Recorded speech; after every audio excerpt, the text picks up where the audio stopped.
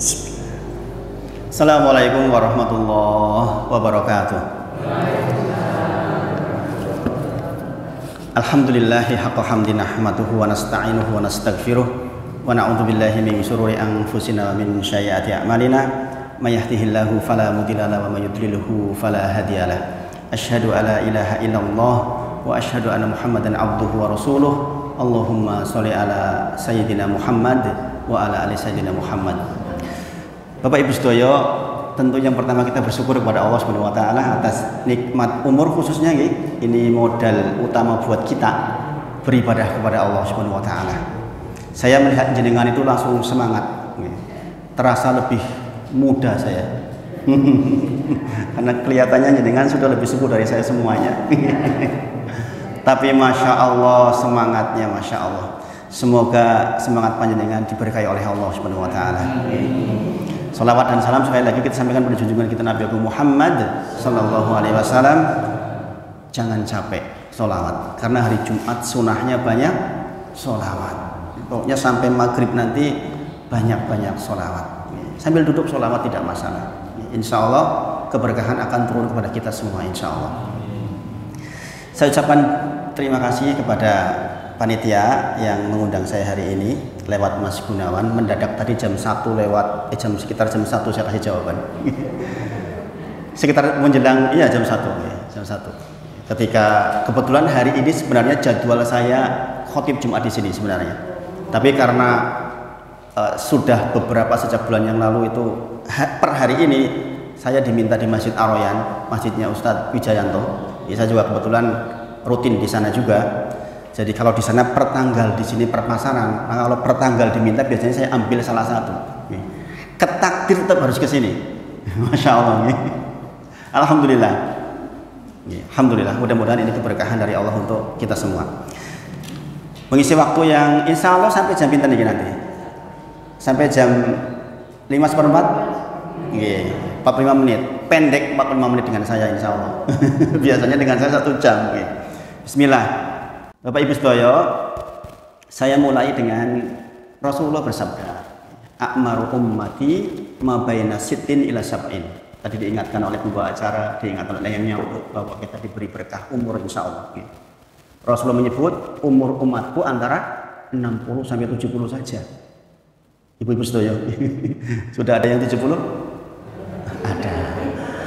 Yang 60 lewat banyak. Rasulullah ngendika, "A'maru ummati ma baina sittin ila sab'in." Umur umatku antara 60 sampai 70. Wa aqalluhu ma yajuzu dzalik. Sedikit yang dilebihkan dari angka itu wonten, tapi jumlahnya enggak banyak. Kadang-kadang sudah kurang sehat. Maka saya katakan jenengan seperti ini duduk Masya Allah. Saya terasa lebih muda. Kenapa? Yang sepuh seperti ini dengan aja semangatnya begini, Masya Allah. Saya 46 tahun, ibu-ibu sedaya. 46 tahun mendekati 50 juga. Andai Allah kasih seperti Nabi Muhammad SAW, berarti 61 tahun kurang berapa itu? 15 tahun lagi.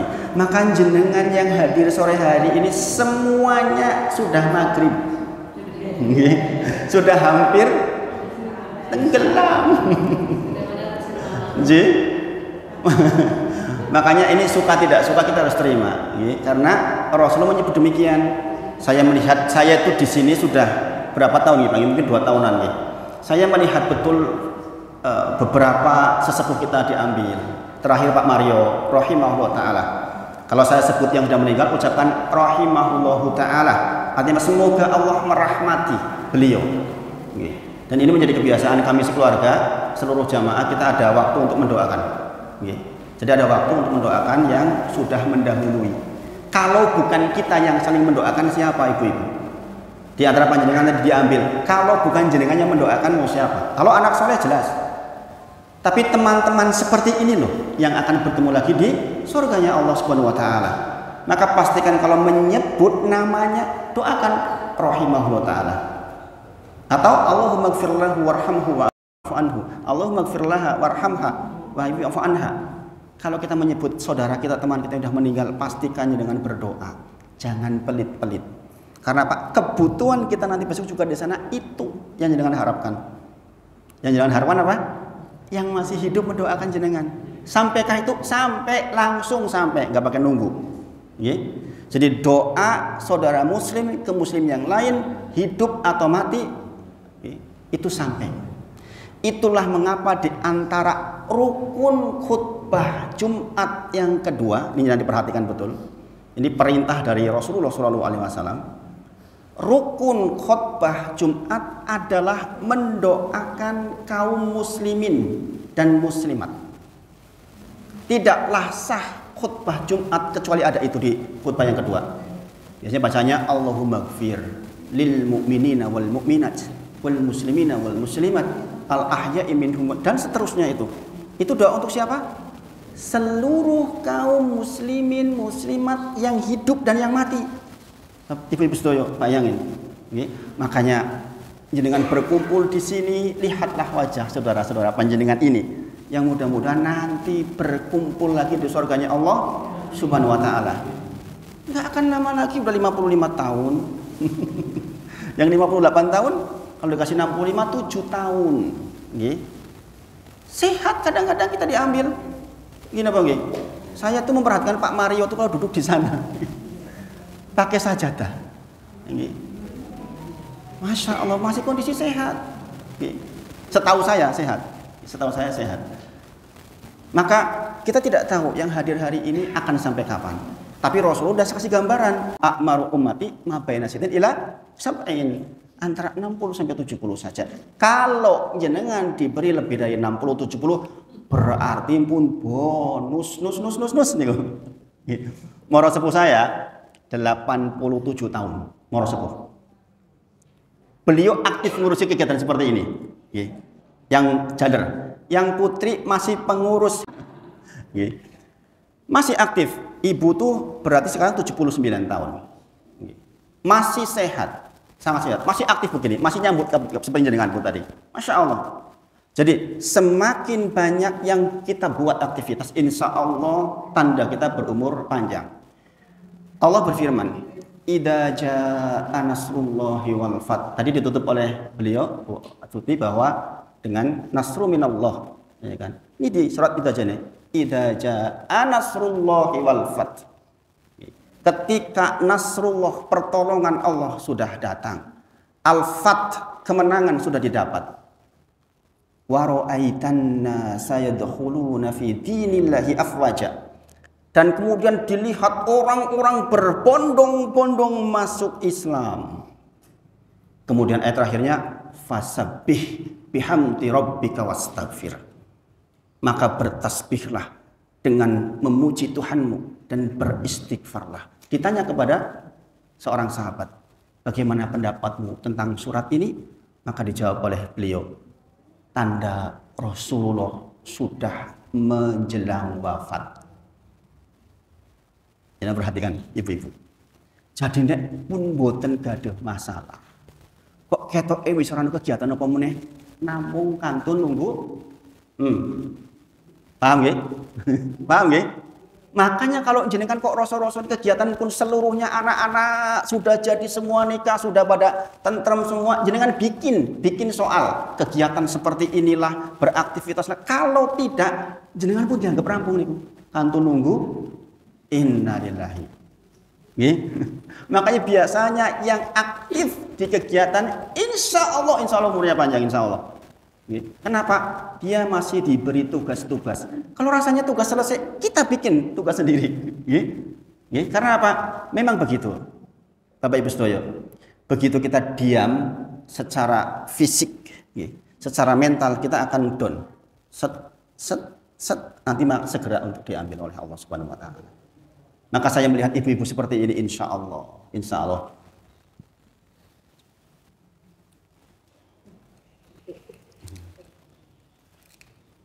Allah masih berumur panjang. Allahumma amin.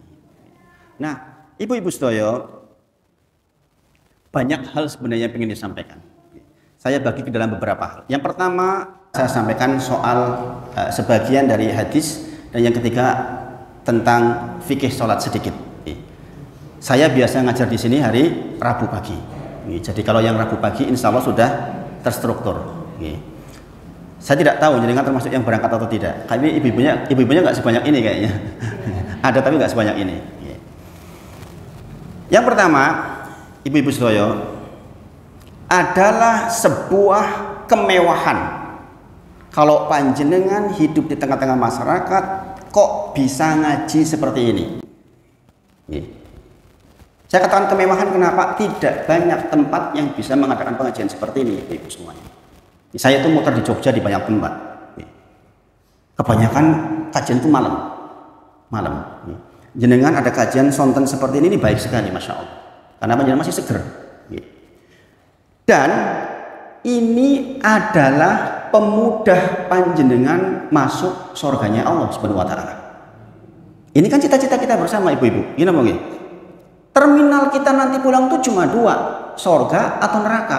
Ada di tengah-tengah di Bukit A'raf. Tapi sebentar ini, nunggu di sini ada orang yang LE karo api podo nunggu tuh gini-gini. Tapi secara umum akan ke sini dan ke sini. Akan ke surga atau ke neraka. Di antara pemudah masuk surga, kata Rasulullah, man salaka tariqan yaltamisuhu fi ilman sahhalallahu lahu bihi tariqan ilal jannah. Ini hadis terkenal banget. Hadisnya panjang. Barang siapa yang menempuh jalan ilmu dari rumahnya ke sini tadi nih jenengan, dalam rangka untuk mencari ilmu agama, maka Allah akan permudah dia masuk surganya Allah Subhanahu wa taala. Jenengan duduk seperti ini walaupun mungkin tidak paham, sudah pemudah jalan menuju surganya Allah. Senang apa senang? Yang kita cari apa, ibu-ibu? Hidup di dunia sebentar. Kita di dunia hanya sebentar, tidak lama. Maka kita harus pastikan apa-apa yang kita beraktivitas di dunia ini menuju ke surga. Jangan sampai kita berbuat yang arahnya menuju ke neraka, subhanallah. Kemudian hadis ini dilanjutkan. Ini terkait dengan nama Jami'atus Sakinah. Jangan minta sakinah. Sakinah artinya apa? Ketenangan yang banyak. Ketenangan yang banyak. Hadis tadi itu lanjutannya adalah wa majtama'a qauman fi baitin min buyutillah yajluna kitaballahi wa yatadarasunahu bainahum. Kata Rasulullah, tidaklah berkumpul suatu kaum, berarti lebih dari satu orang, dua orang itu sudah kaum. Di salah satu rumah dari rumahnya Allah, masjid maksudnya. Kita termasuk sekarang. Maka akan diturunkan kepada mereka sakinah. Illa nazalat alaihimus sakinah, seperti yang jangan minta itu.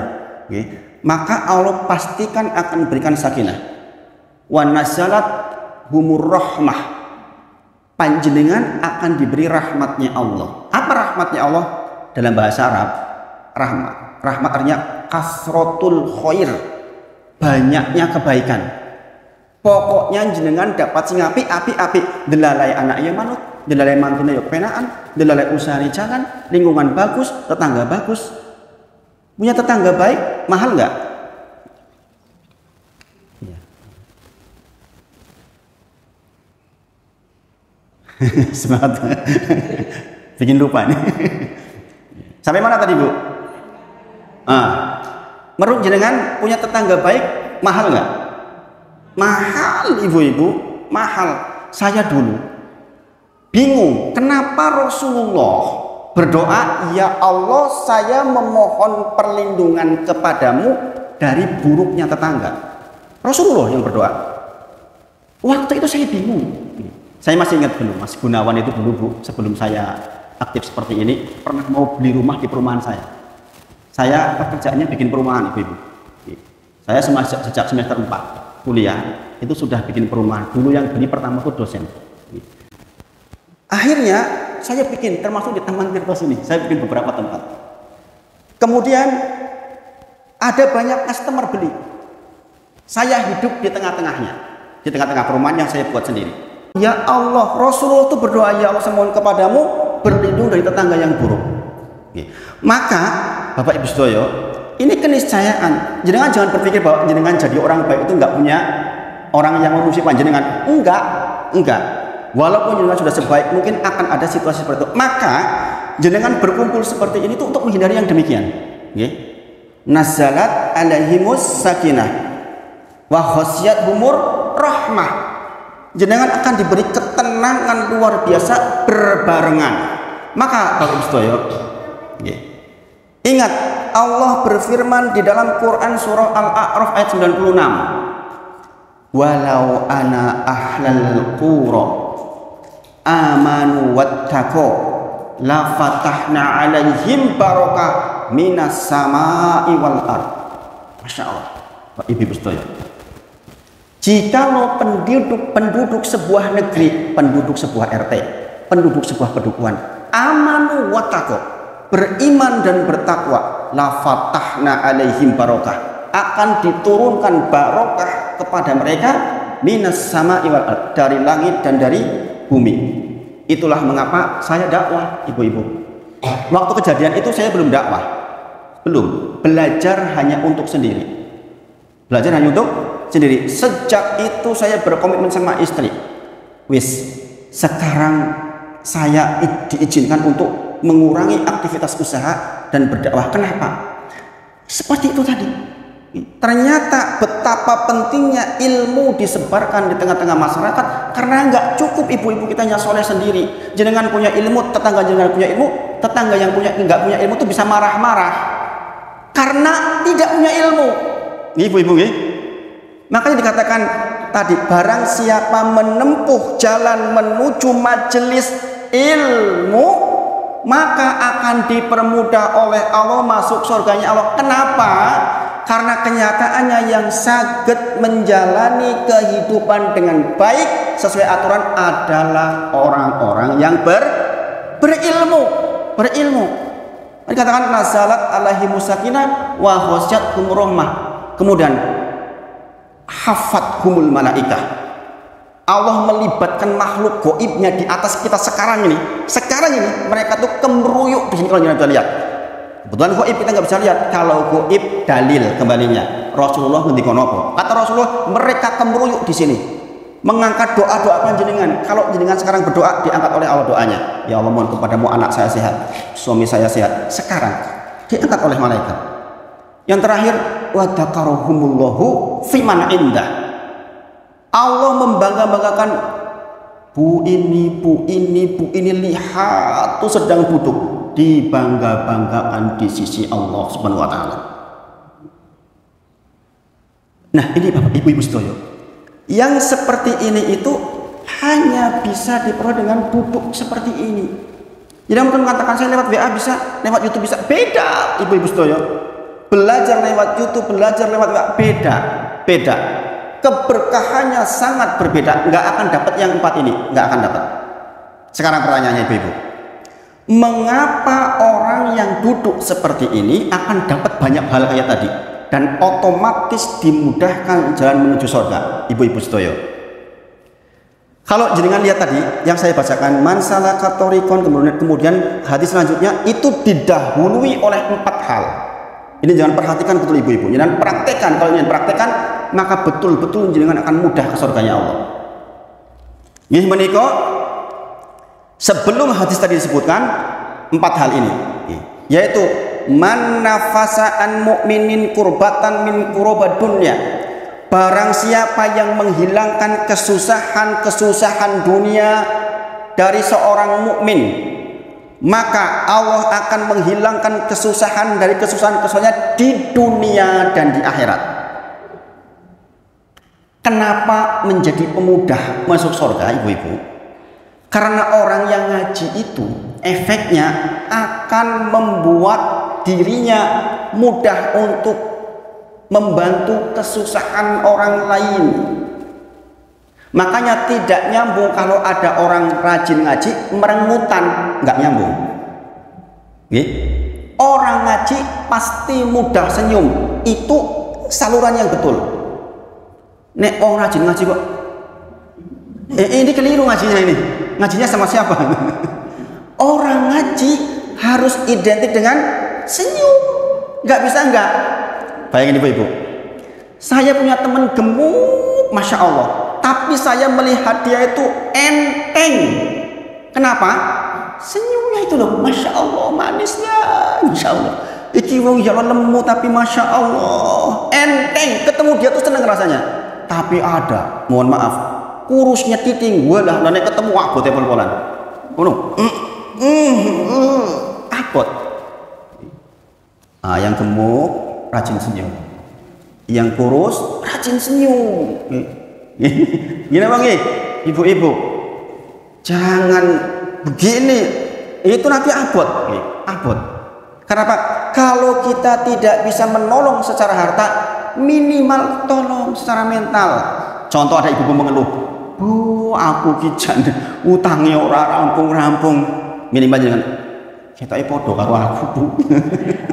Syukur-syukur jangan bisa nolong, masya Allah. Masya Allah ibu-ibu. Janji Allah, siapa yang menolong saudaranya maka akan ditolong oleh Allah di dunia dan di akhirat. Dan itu pemudah masuk surga, ibu-ibu. Itulah mengapa perintah Allah tuh aqimis sholah wa itaiz zakah. Jenengan rajin ke masjid, sholat 5 waktu ke masjid, bapak-bapak, ibu-ibu rajin ibadah, puasa rajin, harus imbang dengan kebaikan dengan tetangganya. Nggak bisa nggak, Islam memang begitu. Kemudian yang kedua, wa man yassara ala mu'sirin yassarahu lahu alaihi fid dunya wal akhirah. Barang siapa yang membebaskan hutang orang lain, maka Allah akan bebaskan dia di dunia dan di akhirat.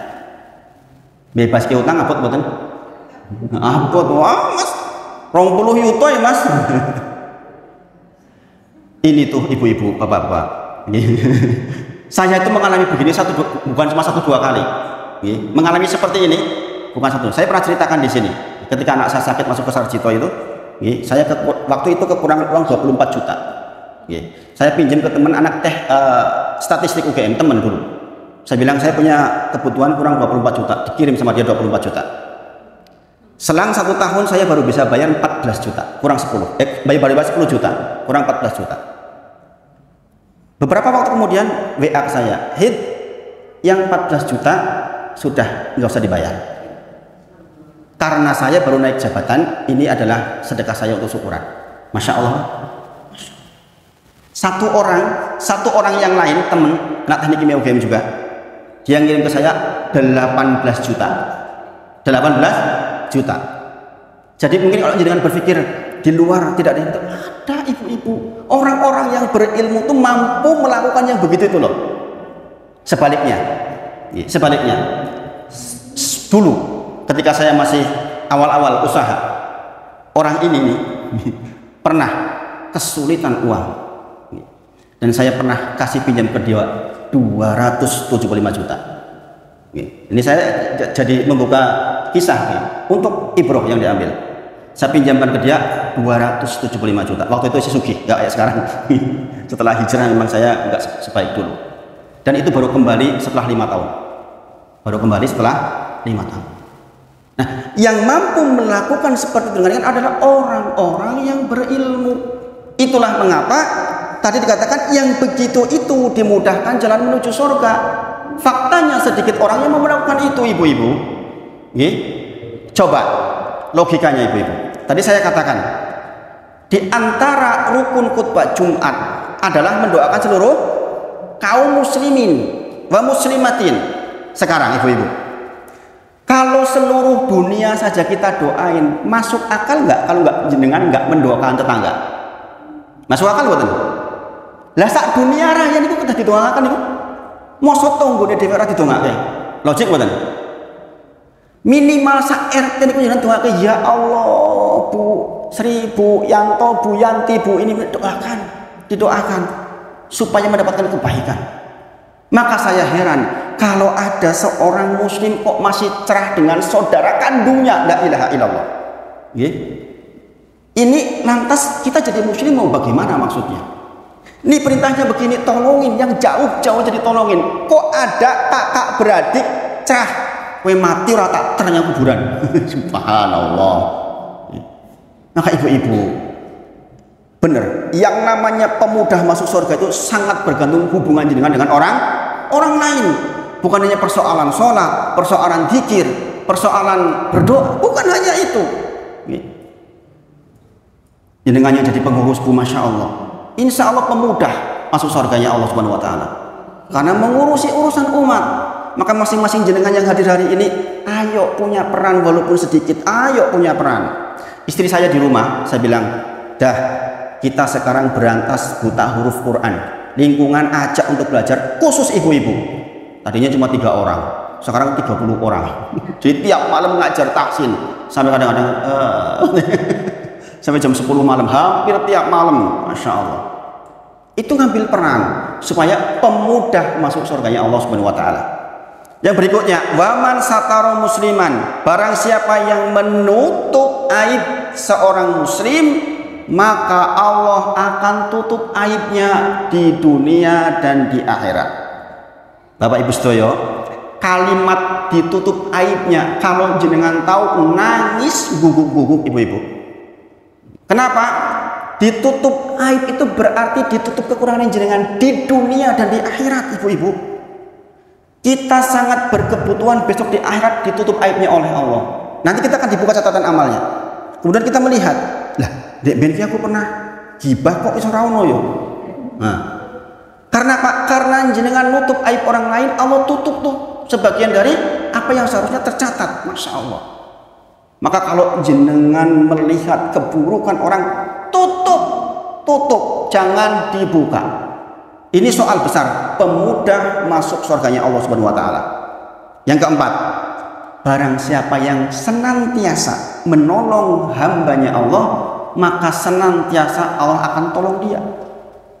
Maka Bapak Ibu saya, hasil ngaji kita hari ini, tolong dipraktekkan. Semakin jenengan baik sama Allah, harus semakin baik kepada tetangga dan saudara. Semangat ibu-ibu. Kok hening? Merenung, ya merenung. Mudah-mudahan saya berdoa kepada Allah, mudah-mudahan panjenengan semua yang ada di sini menjadi orang-orang yang bertemu lagi kita semua ini.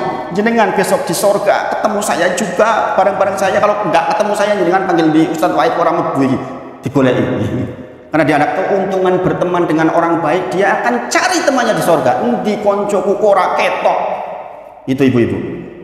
Maka kalau jenengan mungkin belum soleh, berteman dengan orang soleh, ibu-ibu, berteman dengan orang soleh, karena orang soleh itu akan mencari temannya, masya Allah. Bisa jadi jenengan lebih soleh dari saya, ibu-ibu, yang bicara ini. Nah kalau jenengan bisa nggak lihat saya, ditarik saya, maka Ustadz Wahid ora ketok, cari. Mudah-mudahan kita termasuk yang berkumpul di surganya Allah SWT. Itu hadis pertama. Bahwa ternyata jenengan datang ke sini dimudahkan oleh Allah masuk surganya Allah, karena memang produk dari ngaji itu kebaikan. Berbuat baik kepada Allah, berbuat baik kepada sesama manusia, tidak bisa tidak. Berikutnya ibu-ibu sedaya, di antara ibadah besar kita adalah sholat. Ini di Rabu pagi sudah saya bahas sampai sekarang duduk di antara 2 sujud nih Pak. Sudah sampai fikih sholat duduk di antara 2 sujud. Nih, dari mulai takbiratul ihram sampai nanti selesai. Contoh, ibu sedaya. Belajar sholat, mau tidak mau kita mempelajari 5 hal ini. Yaitu mempelajari syarat sholat, mempelajari rukun sholat, mempelajari wajib sholat, mempelajari sunnah sholat, dan apa yang makruh di dalam sholat. 5 hal ini kita akan pelajari. Di mazhab Syafi'i, wajib ini dikatakan sebagai sunnah atau mustahab. Rukun, syarat sholat, ibu-ibunya perhatikan, syarat sholat adalah segala sesuatu yang harus ada sebelum sholat dan tetap ada selama sholat. Kalau tidak ada, sengaja tidak sengaja, batal. Sekali lagi saya ulang, ini ngaji tenanan ini. Ini ngaji tenanan ini. Ibu-ibu pusing gak ini? Saya ditangkap bukan? Saya udah lambat-lambat ini. Syarat sholat, segala sesuatu yang harus ada sebelum sholat tetap ada ketika sholat. Kalau tidak ada sengaja atau tidak sengaja batal. Contoh wudhu atau bersuci. Jenengan sholat tanpa wudhu batal betul? Batal. Batal ya? Jenengan sholat sudah 2 rakaat, batal betul? Batal. Makanya dikatakan harus ada sebelum sholat, tetap ada di dalam sholat, dan kalau lupa atau sengaja ditinggal batal. Jenengan lali tenan boten wudu, batal boten sholatnya? Tetap batal. Karena rukun itu baik ditinggal sengaja atau tidak sengaja batal. Allahu Akbar. 3 rakaat. Lah, ketok aku murung wudu loh. Yakin nurung wudu. Batal. Nggih. Nggih, jangan ora ketok ora. Wis aku ini kalau jenengan antara ragu-ragu maka batal. Walaupun secara asal hukum yang ragu-ragu tidak mengalahkan yang yakin. Makanya jenengan harus tahu di situ. Iki wis wudu apa urung yo? Yakinnya kok belum? Ya berarti belum. Kalau jangan yakin udah kok, wis kok iki mau. Ah itu ya jenengan lanjutkan. Jadi kalaupun ketinggalan karena lupa pun karena rukun batal ibu-ibu. Itu rukun. Contohnya wudu. Sekarang yang rukun tadi syaratnya rukun segala sesuatu yang harus ada di dalam sholat dan tetap ada di masing-masing rukunnya. Kalau ditinggal sengaja tidak sengaja maka batal. Contoh takbiratul ihram. Allahu Akbar. Mana takbiratul ihram? Ini apa ucapannya? Takbiratul ihram itu ucapannya atau angkat tangannya ibu-ibu? Ucapannya. Ucapan Allahu Akbar itu namanya takbiratul ihram. Ihram artinya apa? Ihram artinya yang mengharamkan. Baju ihram, baju yang mengharamkan toh? Maksudnya bagaimana? Yang mengharamkan berarti yang menjadikan apa yang tadinya boleh jadi nggak boleh. Contoh, jenengan sebelum sholat sakit boten obrol-obrolan kali tonggo. Sebelum sholat, bu jenengan masak opo? Entuk boten? Entuk. Jenengan ini dahar ngangge opo ibu? Anggo iwak ayam. Angsal boten? Begitu Allahu Akbar, jenengan mau mangan ngompo? Batal boten? Pahami maksud saya ya? Itu namanya rukun. Ditinggal sengaja tidak sengaja maka batal. Takbiratul ihram adalah rukun sholat. Berarti kalau jenengan lupa takbiratul ihram sah boten sholatnya? Tidak sah. Jenengan makmum masbuk, imam sudah ruku, jenengan datang langsung Allahu Akbar enggak takbiratul ihram, langsung ruku, sah boten sholatnya? Tidak sah. Kenapa tidak sah? Karena ketinggalan rukun, yaitu rukun takbiratul ihram. Maka jenengan kalau masbuk imam sudah ruku, jenengan tetap Allahu Akbar dulu, baru kemudian turun ruku. Jangan langsung ruku, karena kalau langsung ruku berarti jenengan nggak sah sholatnya karena kehilangan rukun sholat takbiratul ihram. Sangat dipahami sampai di sini? Sangat dipahami. Contoh suratul Fatihah. Surat Al-Fatihah itu rukun. Rasulullah bersabda, la sholata liman lam yaqra bi Fatihatil kitab. Ibu-ibu, tidak ada sholat bagi yang tidak mau surat Al-Fatihah. Arti tidak mau itu 2. Ibu-ibu, ini Rabu Baku sudah saya bahas. Yang pertama, bener-bener mboten moco Al-Fatihah otomatis batal. Yang kedua, moco ning keliru. Keliru itu ada 2. Keliru yang dimaafkan dan keliru yang tidak dimaafkan. Keliru yang dimaafkan namanya lahan khofi, lahan kecil. Keliru yang tidak dimaafkan namanya lahan jali, lahan besar. Contoh, ini Rabu pagi yang sudah berangkat Rabu pagi ini udah tahu nih. Tadi jenengan sempat maos kan, saya perhatikan juga cara baca jenengan. Insya Allah udah benar insya Allah. Bismillahirrahmanirrahim. Bismillah, dengan menyebut nama Allah. Ar-Rahman, Ar-Rahim, yang maha pengasih lagi maha penyayang. Jenengan kebetulan belum belajar tahsin dengan baik atau belajar ning rodo meleng nek sinau. Jenengan baca Bismillahirrahmanirrahim. Keliru Pak? Keliru mboten? Di mana kelirunya? Ar-Rahim, nggih. Harusnya Ar-Rahim. Ar-Rahim maha penyayang. Ar-Rahim apa artinya? Yang menurunkan hujan rintik-rintik, itu artinya. Tapi mboten? Maka di mazhab Syafi'i yang begini batal.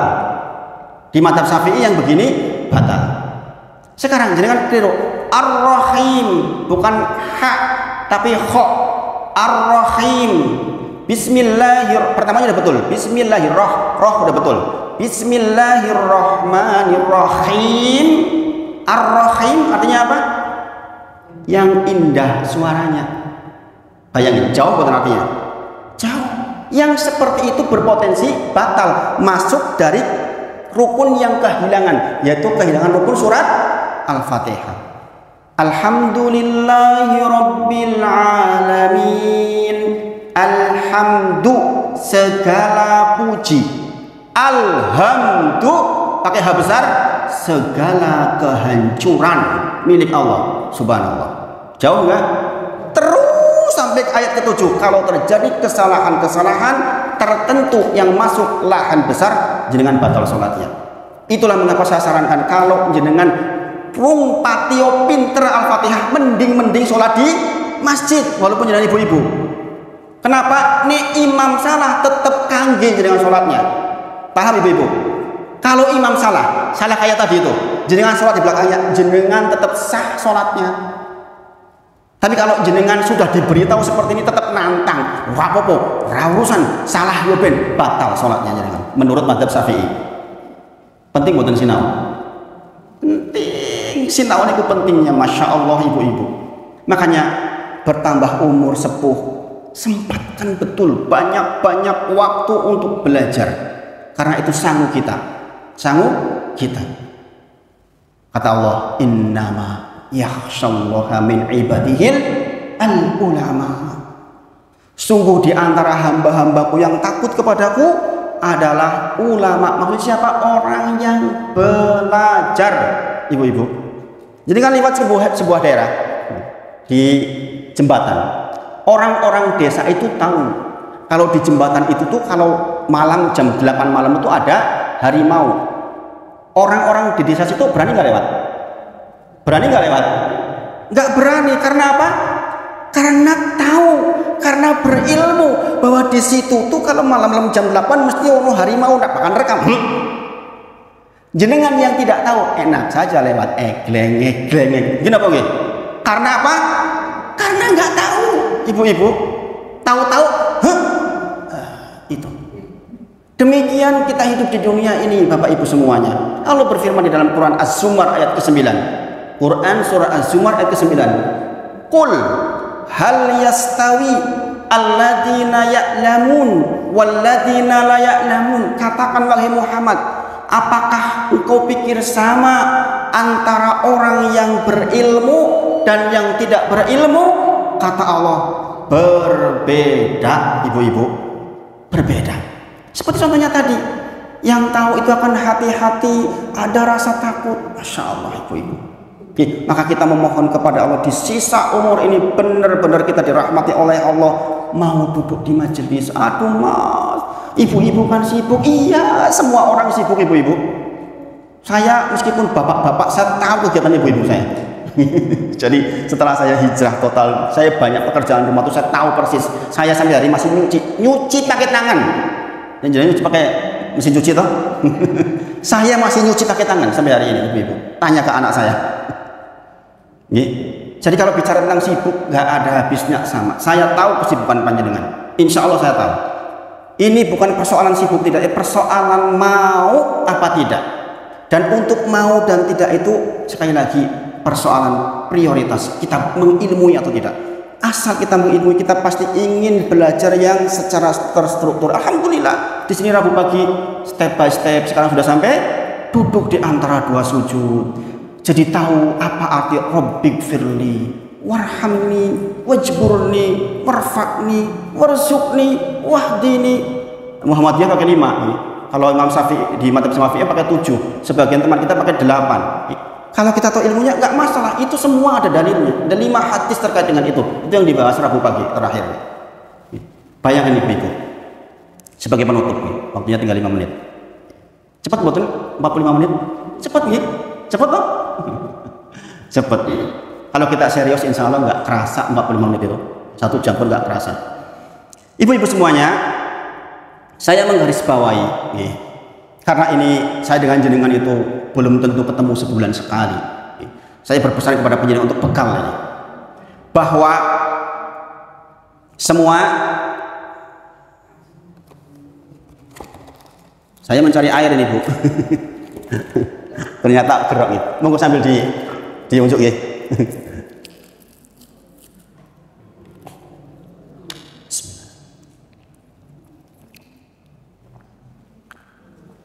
Ibu-ibu semuanya, ini pesan dari saya untuk panjenengan karena nggak akan selalu ketemu dengan panjenengan.